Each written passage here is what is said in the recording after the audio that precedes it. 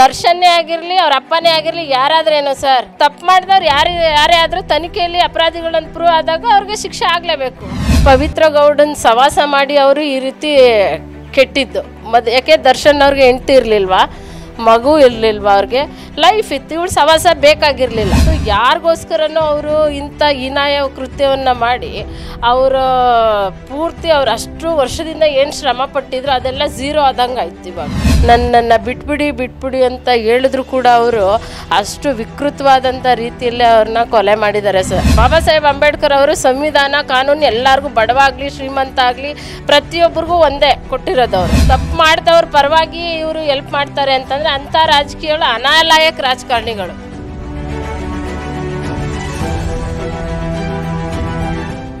ಈ ರೇಣುಕಾಸ್ವಾಮಿ ಪ್ರಕರಣದ ಬಗ್ಗೆ ನಾನು ಹೇಳೋದಾದರೆ, ಅವರು ಕೊಲೆ ಆಗಿರೋದು ತುಂಬ ಮಾನವ ಹಕ್ಕು ಉಲ್ಲಂಘನೆ ಆಗಿದೆ.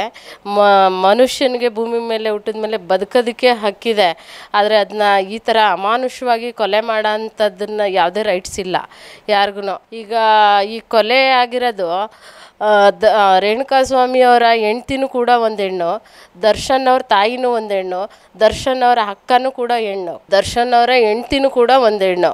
ಇವರು ಆ ಹುಡುಗಿ ರೇಣುಕಾಸ್ವಾಮಿ ಅವರು ನನ್ನ ಹೆಂಡ್ತಿ 5 ತಿಂಗಳು ಪ್ರೆಗ್ನೆಂಟ್ಸ್ ಇದ್ದಾಳೆ, ನನ್ನನ್ನು ಬಿಟ್ಬಿಡಿ ಅಂತ ಹೇಳಿದ್ರು ಕೂಡ ಅವರು ಅಷ್ಟು ವಿಕೃತವಾದಂಥ ರೀತಿಯಲ್ಲಿ ಅವ್ರನ್ನ ಕೊಲೆ ಮಾಡಿದ್ದಾರೆ ಸರ್. ಅದು ಮಾಡಬಾರ್ದಿತ್ತು, ಮಾಡಿದ್ದಾರೆ.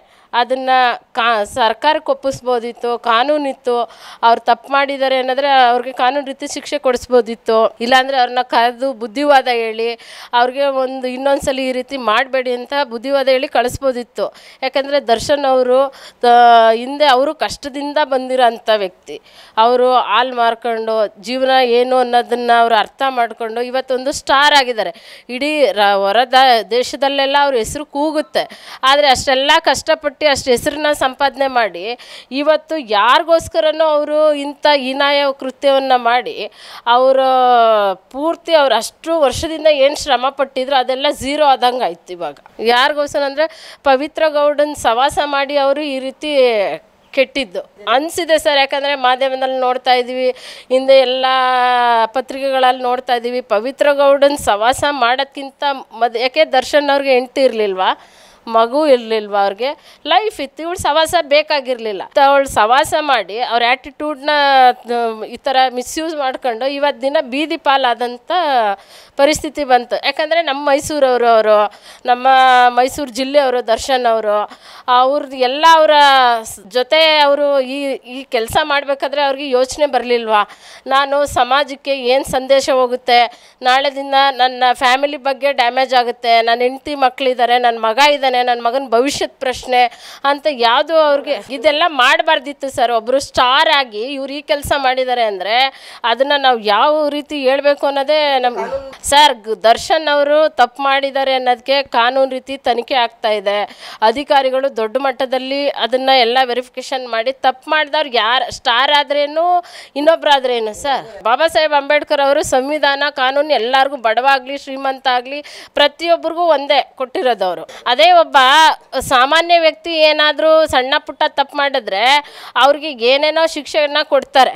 ಆದರೆ ಇವನು ಒಬ್ಬ ಸ್ಟಾರ್ ಆಗಿ ಈ ಕೆಲಸ ಮಾಡಿದ್ದಾನೆ ಅಂದರೆ ಇವನಿಗೆ ಕಠಿಣವಾದ ಶಿಕ್ಷೆ, ಅವರು ತಪ್ಪು ಮಾಡಿದ್ದಾರೆ ಅಂತ ಅಪರಾಧಿ ಅಂತ ಪ್ರೂವ್ ಆದರೆ ಅವ್ರಿಗೆ ವಿಧಿಸ್ಲಿ ಸರ್. ಇದು ರೇಣುಕಾಸ್ವಾಮಿ ಅವರ ಹೆಂಡ್ತಿನ ನೋಡಿದ್ರೆ ನನಗೆ ನನ್ನ ಅಕ್ಕನ ತಂಗಿನೋ ಆ ಥರ ಸ್ಥಿತಿಲಿದ್ರೆ ನಾವೇನು ಮಾಡ್ತಾ ಇದ್ವಿ, ಮುಂದೆ ಆ ಮಗು ಹುಟ್ಟಿದಾಗ 9 ತಿಂಗಳಾದ್ಮೇಲೆ ಅದು ಪ್ರಪಂಚಕ್ಕೆ ಬರುತ್ತೆ. ನನ್ನ ತಂದೆ ಯಾರು ಅಂತ ತೋರಿಸಿದಾಗ ಅವ್ರು ಯಾರನ್ನ ತೋರಿಸ್ತಾರೆ, ಆ ಸಮಾಜಕ್ಕೆ ಆ ಮಗುಗೆ ಅದು ಹೊಟ್ಟೆಯಿಂದ ಈಚೆ ಬರೋದಕ್ಕಿಂತ ಮುಂಚೆನೇ ಆ ಮಗುನ ಭವಿಷ್ಯನೂ ಕೂಡ ಹಾಳು ಮಾಡಿದ್ದಾರೆ. ನ್ಯಾಯ ಸಿಗಬೇಕಾಗಿರೋದು ರೇಣುಕಾಸ್ವಾಮಿ ಅವರ ಕುಟುಂಬಕ್ಕೆ. ಅವ್ರ ತಂದೆ ತಾಯಿಗಳು ಕೂಲಿ ನಾಲಿ ಮಾಡಿ ನನ್ನ ಮಗ ಇದ್ದಾನೆ, ನಮ್ಮ ವಂಶ ಉದ್ಧಾರ ಮಾಡ್ತಾನೆ, ನಮಗೆ ವಯಸ್ಸಾದಂಥ ಕಾಲದಲ್ಲಿ ನಮ್ಮನ್ನು ನೋಡ್ಕೋತಾರೆ ಅವರು ಅನ್ನ ತಂದೆ ತಾಯಿಗಳು ಒಂದು ಮಗುನ ಏನೇನೋ ಆಶಾಭಾವನೆ. ಅಂಥ ರಾಜಕಾರಣಿಗಳು ನಿಜವಾಗ್ಲೂ ರಾಜೀನಾಮೆ ಕೊಡ್ಬೇಕು ಸರ್. ಅಂಥ ರಾಜಕೀಯದವ್ರನ್ನ ಅಧಿಕಾರಕ್ಕೆ ತರಬಾರ್ದು. ಯಾಕಂತಂದರೆ ತಪ್ಪು ಮಾಡಿದವ್ರ ಪರವಾಗಿ ಇವರು ಹೆಲ್ಪ್ ಮಾಡ್ತಾರೆ ಅಂತಂದರೆ ಅಂಥ ರಾಜಕೀಯಗಳು ಅನಾಲಾಯಕ ರಾಜಕಾರಣಿಗಳು. ಅಂಥವ್ರಿಗೆ ನಾವು ಸಪೋರ್ಟ್ ಮಾಡಬಾರ್ದು ಸರ್. ಯಾಕಂತಂದರೆ ಈಗ ಮಗು ಕುಟುಂಬದ ಫ್ಯಾಮಿಲಿಗೆ ಇನ್ನು ಯಾರು ಸರ್ ಆಧಾರ? ಈ ಸರ್ಕಾರ ಏನು ಕಣ್ಣು ಮುಚ್ಕೊ ಕೂತಿದೆಯಾ? ಆ ಕುಟುಂಬಕ್ಕೆ ಏನಾದರೂ ಅವ್ನ ಹೆಂಡ್ತಿಗೆ ನ್ಯಾಯ ಸಿಗಬೇಕು ಅಂದರೆ ಅವ್ರಿಗೆ ಏನಾದರೂ ಪರಿಹಾರ ಕೊಡಬೇಕು. ಮತ್ತು ಆ ಹುಡುಗಿಗೆ ಲೈಫಲ್ಲಿ ಫ್ಯೂಚರ್ಗೆ ಏನಾದರೂ ಒಂದು ಒಳ್ಳೆ ಕೆಲಸ ಕೊಡಬೇಕು. ಆ ಕುಟುಂಬ ಬೆಳಕಾಗಬೇಕು, ಉದ್ಧಾರ ಆಗಬೇಕು ಅಂದರೆ. ಇಲ್ಲ ನಾವು ಬೀದಿಗಿಳಿತೀವಿ, ರೇಣುಕಾ ಸ್ವಾಮಿ ಕುಟುಂಬಕ್ಕೆ ನ್ಯಾಯ ಸಿಗೋವರೆಗೂ ನಾವು ಹೋರಾಟ ಮಾಡೇ ಮಾಡ್ತೀವಿ. ಆರೋಪಿಗಳು ಯಾರೇ ಆಗಿರಲಿ ಸರ್, ಶಿಕ್ಷೆ ಆಗಲೇಬೇಕು. ಸಂವಿಧಾನದಲ್ಲಿ ಬಡವ್ರಿಗೊಂದು ನ್ಯಾಯ, ದರ್ಶನ್ನೇ ಆಗಿರಲಿ ಅವ್ರ ಅಪ್ಪನೇ ಆಗಿರಲಿ ಯಾರಾದ್ರೇನೋ ಸರ್, ಅವ್ರಿಗೆ ತಪ್ಪು ಮಾಡಿದವ್ರು ಯಾರೇ ಆದರೂ ತನಿಖೆಯಲ್ಲಿ ಅಪರಾಧಿಗಳನ್ನ ಪ್ರೂವ್ ಆದಾಗ ಅವ್ರಿಗೆ ಶಿಕ್ಷೆ ಆಗಲೇಬೇಕು. ಶಿಕ್ಷೆ ಆಗೋವರೆಗೂ ನಾವು ಸಪೋರ್ಟ್ ಮಾಡ್ತೀವಿ, ರೇಣುಕಾ ಸ್ವಾಮಿ ಕುಟುಂಬಕ್ಕೆ ನಾವು ಸಪೋರ್ಟ್ ಮಾಡ್ತೀವಿ. ಕರ್ನಾಟಕ ರಾಜ್ಯ ಮಾನವ ಹಕ್ಕುಗಳ ರಕ್ಷಣಾ ಸಮಿತಿ ಅವ್ರ ಬೆನ್ನೆಲುಬಾಗಿ ನಿಂತ್ಕೊಂಡು ಆ ಕುಟುಂಬಕ್ಕೆ ನ್ಯಾಯ ಸಿಗೋವರೆಗೂ ನಾವು ಹೋರಾಟ ಮಾಡ್ತೀವಿ.